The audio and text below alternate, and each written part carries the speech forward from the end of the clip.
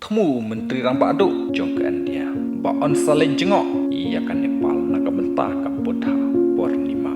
ki khbor na pu Shanghai. Kat kom ki report na pu New Delhi ong bu Menteri Rambak Aduk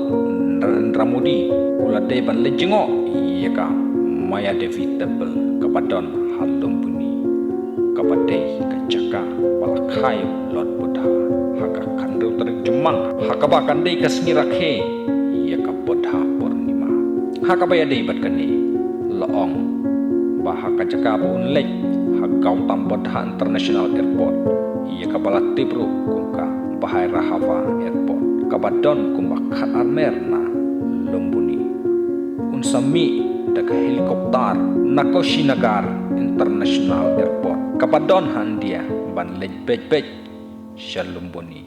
hakaba ke Sarkar Nepal kalashna ya ke Jaka hirling sun hapo plau jengka World Heritage Site shushu ki khubor ki ong ban nadu bayaka bahai Rahava Airport kalashna ndakakan hun Northwest Civil Aviation Airport Construction Group ka China ka India kalakiar bantuan benta haka jingpli ya kani ke Jaka ka bahap haka jukasni layatho he Sarkar kan Nepal haka jinya keren bat kinong thok kubor haka bala penrap shushu ndaka baong kin sedon kumbakat to kaningot ki he Sarkar ke China iya ki bala kemilin ti bakin saya don lang haka tai gesni ban plipat ba iya ka Jaka sengil shushu long la kemilin ti bu menteri rang ba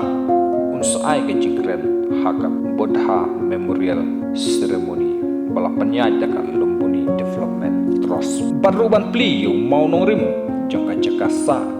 jangki Buddhis haka ba on sashna iya ka haringkat ke jing aji Krisyan jangka India haka ba ya dei bat kani